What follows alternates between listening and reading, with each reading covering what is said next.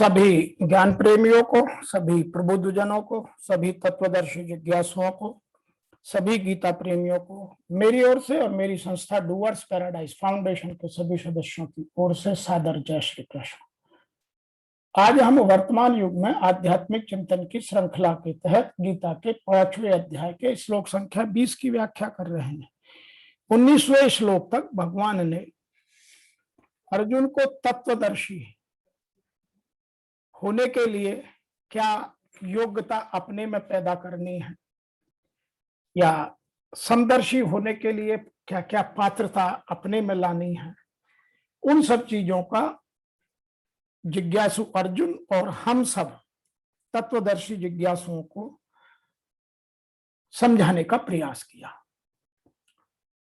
आगे उनकी क्या विशेषताएं हैं उसको समझाने का प्रयास करते हैं, जिसको ऋषि वेदव्यास जी ने अपने इस श्लोक में कुछ इस तरह से लिखा है, जिसको हम आगे समझकर अपने जीवन में उन चीजों को उतारकर सुधार की ओर अग्रसर हो सकते हैं। न प्रियश्येत प्रियम प्राप्य है, न उद्दिजेत प्राप्य च अप्रियम, स्थिर बुद्धि असम्मूढ़ ब्रह्मवती ब्रह्मणि स्थित है। जो प्रिय को प्राप्त होकर हर्षित नहीं होता, जो अप्रिय को प्राप्त होकर उद्विग्न नहीं होता, वह स्थिर बुद्धि संशय रहित ब्रह्म को जानने वाला पुरुष ब्रह्म में नित्य स्थित है। अर्थात पात्रता के लिए क्या चीजें बताई? जिसके मन में हर्ष और शोक ना हो, जिसके मन में प्रतिकूल और अनुकूल परिस्थितियों का कोई प्रभाव ना पड़े, जिसके मन में मान अपमान हानि लाभ इन सब चीजों का कोई अर्थ ना आए, वह स्थिर बुद्धि वाला संशय रहित ब्रह्म को जानने वाला ही ब्रह्म में स्थित है। अर्थात जो प्रिय को पाकर हर्षित न होकर, अप्रिय को प्राप्त होकर उद्विग्न न होकर अपना जीवन जीता है, वह पात्रता प्राप्त कर आगे बढ़ जाता है। यह समझाने का प्रयास किया। जीव मुक्त महापुरुष को प्रियता और अप्रियता का ज्ञान तो होता है, पर उसके कहलाने वाले अंतःकरण में राग द्वेष हर्ष शोक आदि के विकार नहीं आते। जानने वाली बात यह है कि उसे पता सब होता है क्या हो रहा है, लेकिन उनसे कोई विकार मन में हलचल नहीं होती। जैसे आप देखेंगे समुद्र में से आप कितना ही पानी बादल उठा लें, कोई फर्क नहीं पड़ता। नदियों द्वारा बरसात के माध्यम से कितना ही समुद्र में जल भर दिया जाए, वह दोनों परिस्थिति में ही अडिग रहता है। उसी तरह हमारे मन के विचारों में भी इतनी प्रबलता, इतनी गहनता यदि आ जाए तो वह स्थित प्रज्ञ होने की पात्रता हो सकती है। ज्ञान होना दोषी नहीं है, प्रत्युत विकार होना दोषी है। किसी चीज का आपको भान हो जाए, ज्ञान हो जाए, तो वह दोष नहीं है। दोष क्या है? जब उससे मन में विकार हो जाए। विकार क्या हो जाए? या तो उससे मेरे मन को प्रसन्नता हो या उससे मेरे मन को दुख हो। तो जो विकार है वह प्रसन्नता और शोक है, द्वेष और प्रेम है, विकार ज्ञान नहीं है। ब्रह्म को जानने से अहम अर्थात व्यक्तित्व मिट जाता है, अहंकार खत्म हो जाता है। अहम मिटने से ब्रह्मा को जानने वाला या ब्रह्म को जानने वाला नहीं रहता, प्रत्युत एक ब्रह्म ही ब्रह्म रह जाता है। अर्थात वह अपने आत्मा को परमात्मा के अधीन करके सब कुछ सत्ता परमात्मा की स्वीकार करके अपने आप को परमात्मा को पूर्णतः समर्पित कर देता है। तब केवल ब्रह्म में ब्रह्म ही दिखने लगता है।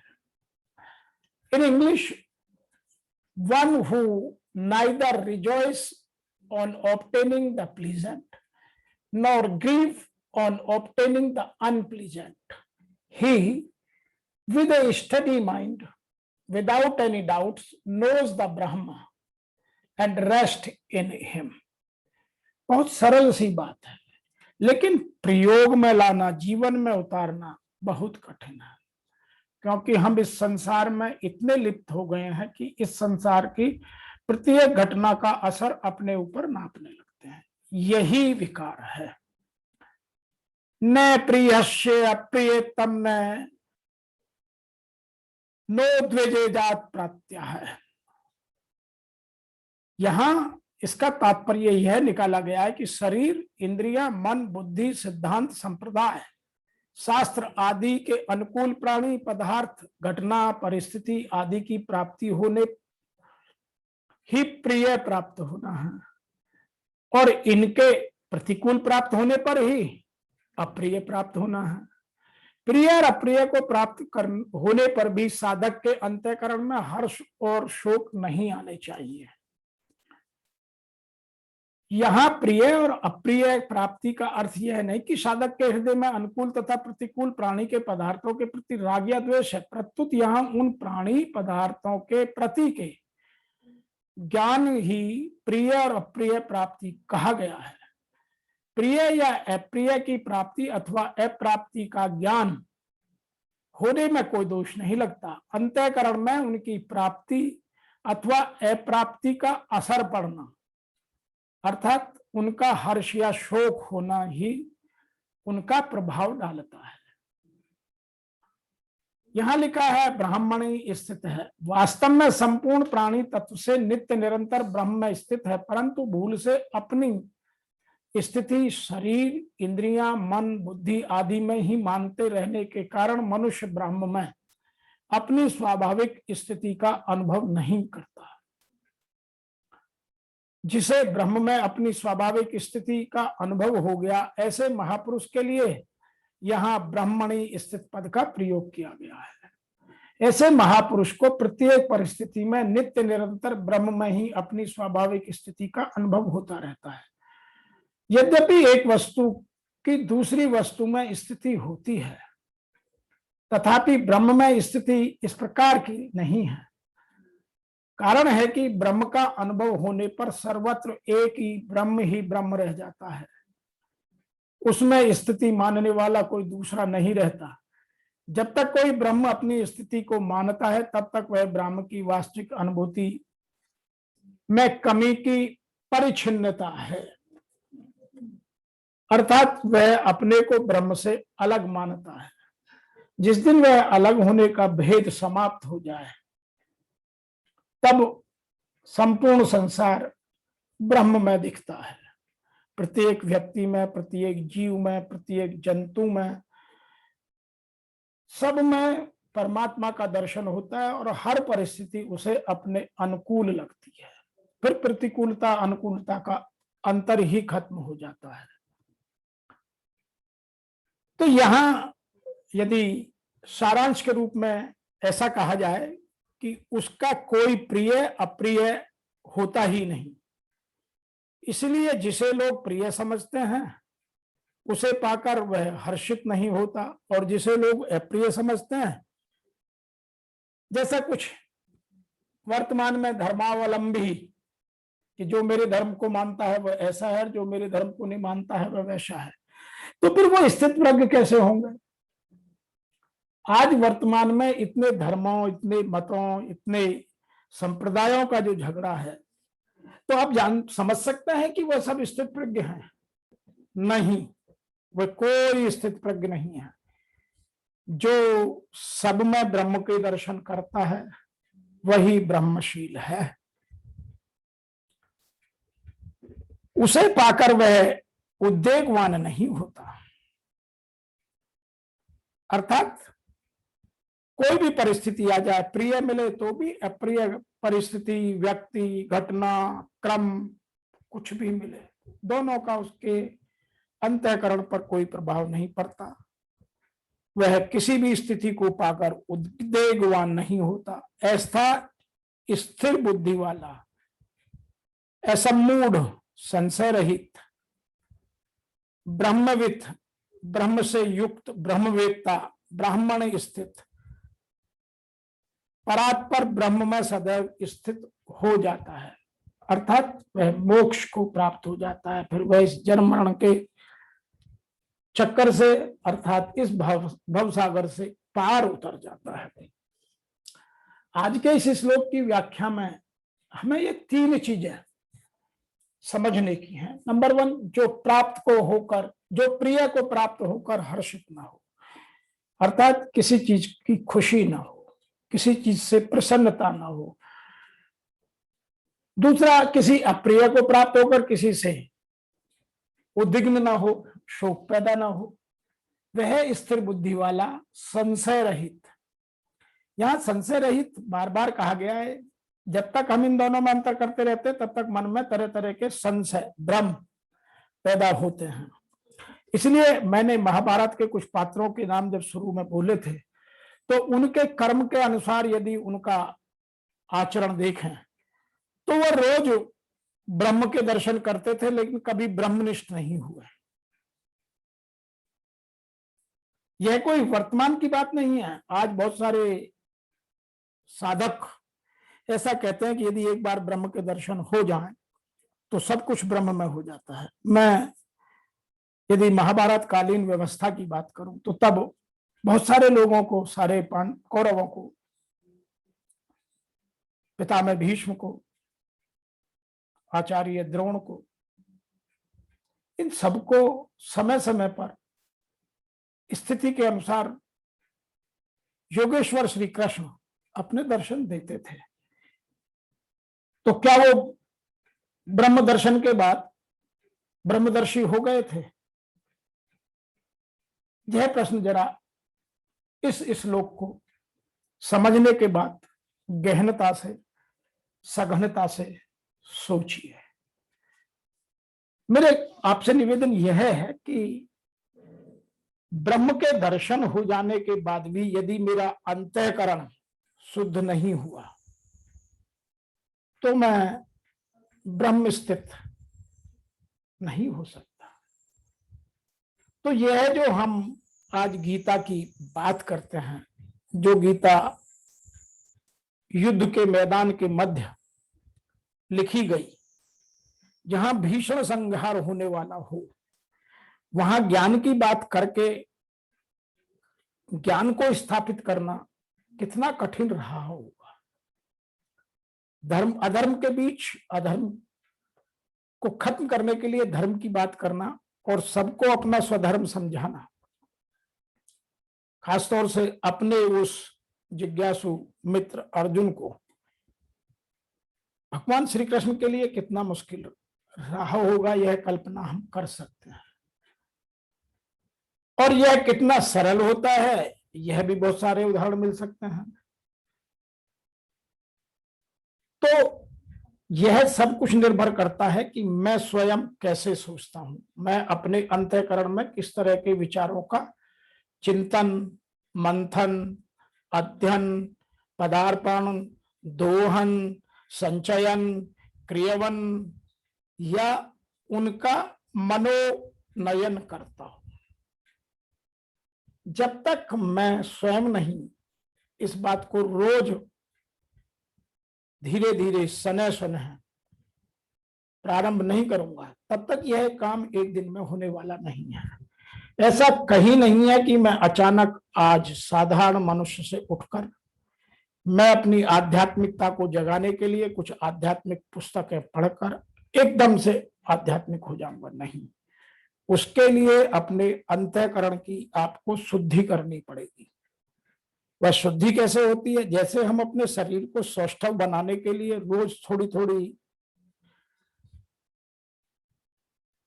शरीर के लिए कुछ क्रियाएं, प्रक्रियाएं, योगा, आसन या एक्सरसाइज करते हैं, उस तरह से हमें अपनी बुद्धि को भी स्थिर करने के लिए, बुद्धि को सकारात्मक करने के लिए रोजाना प्रयास करना पड़ेगा। वर्तमान में समस्या यह है कि हम सब पाना चाहते हैं, लेकिन उसके लिए जो कीमत देनी है, जो समय देना है, जो अपने आप में बदलाव लाना है, उस पर विचार कम लोग करते हैं। तो मेरा इस गीता के व्याख्या के माध्यम से जो हम प्रयास कर रहे हैं, जो मेरी संस्था डूअर्स पैराडाइज फाउंडेशन का मुख्य कार्य है, वह यही है कि हम लोगों के अंदर यह चेतना पैदा करें कि हमें अपने अंतःकरण को शुद्ध करना है। और अंतःकरण शुद्ध एक दिन की प्रक्रिया है नहीं, उसमें तो बहुत कुछ करना पड़ेगा, बहुत धीरे धीरे होगा।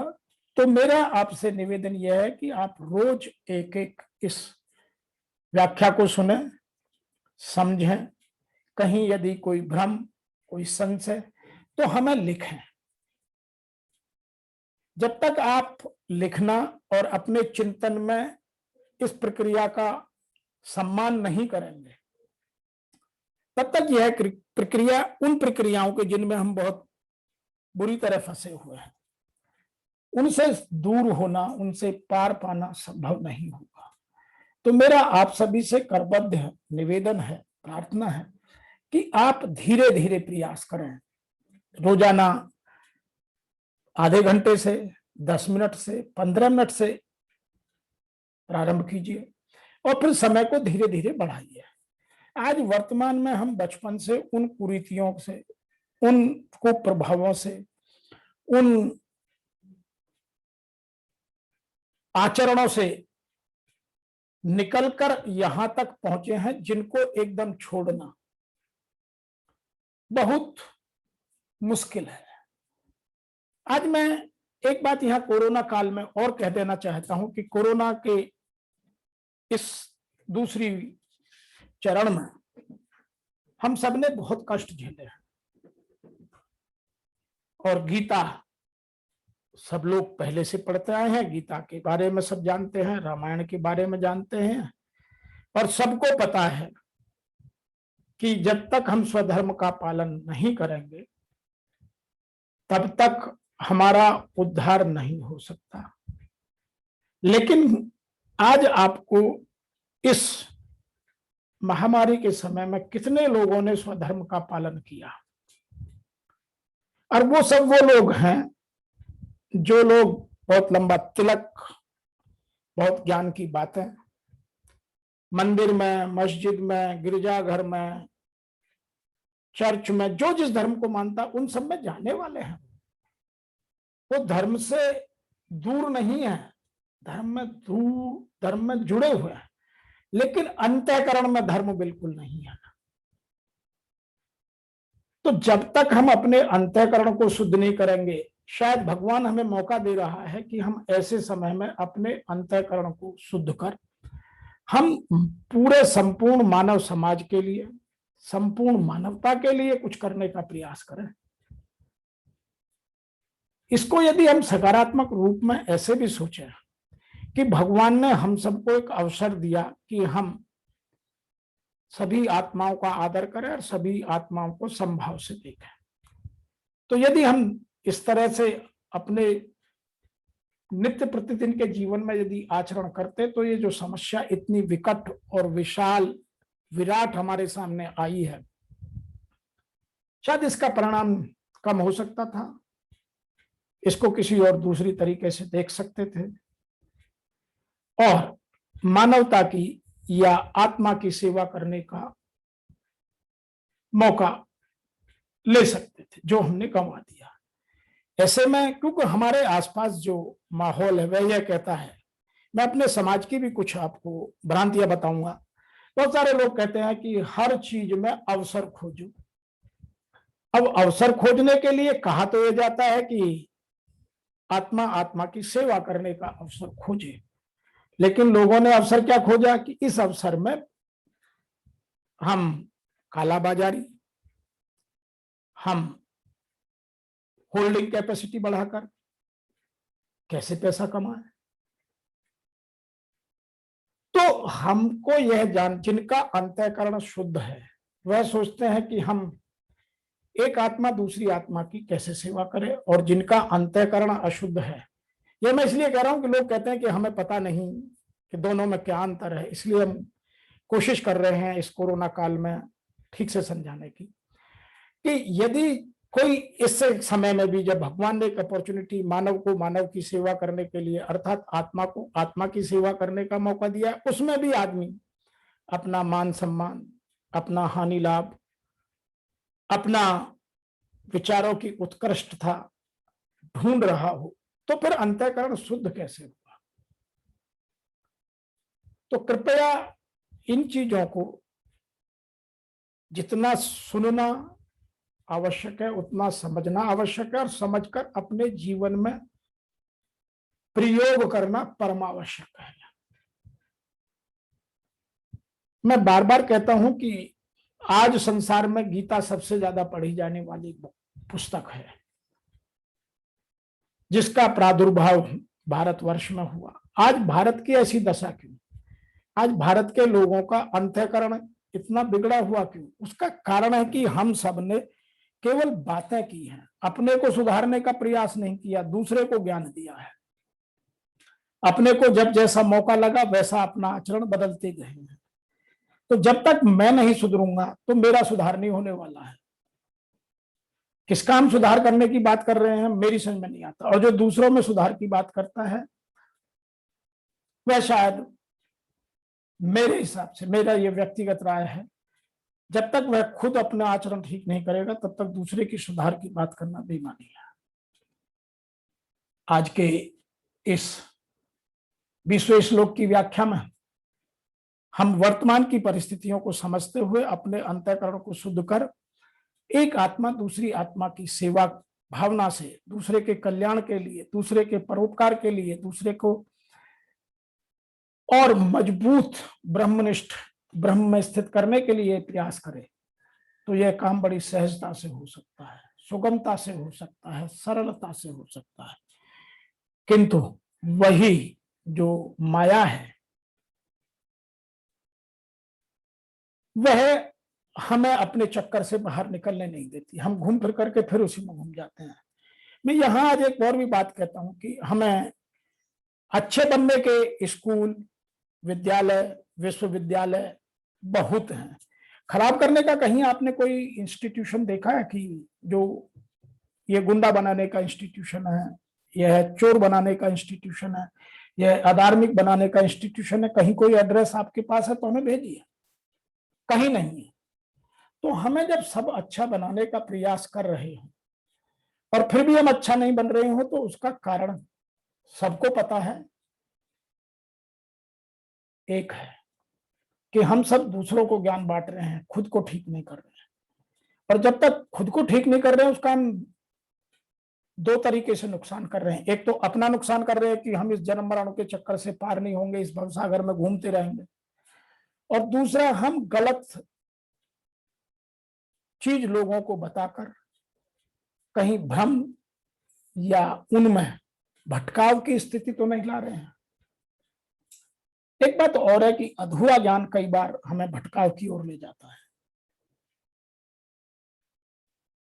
अतः हमें ज्ञान की पराकाष्ठा लाने के लिए पहले इन पात्रताओं की, जिनकी बात सांख्य योग के माध्यम से भगवान श्री कृष्ण गीता में करते हैं, उन सब की पात्रता को अपने अंदर लाने का प्रयास सदैव कर अपने को उन्नत बनाने का प्रयास करना है। मेरा यही सबसे निवेदन है। इसी निवेदन के साथ आपको मेरी ओर से और मेरी संस्था डूअर्स पैराडाइज फाउंडेशन के सभी साथियों की ओर से ओम नमो भगवते वासुदेवाय नमः।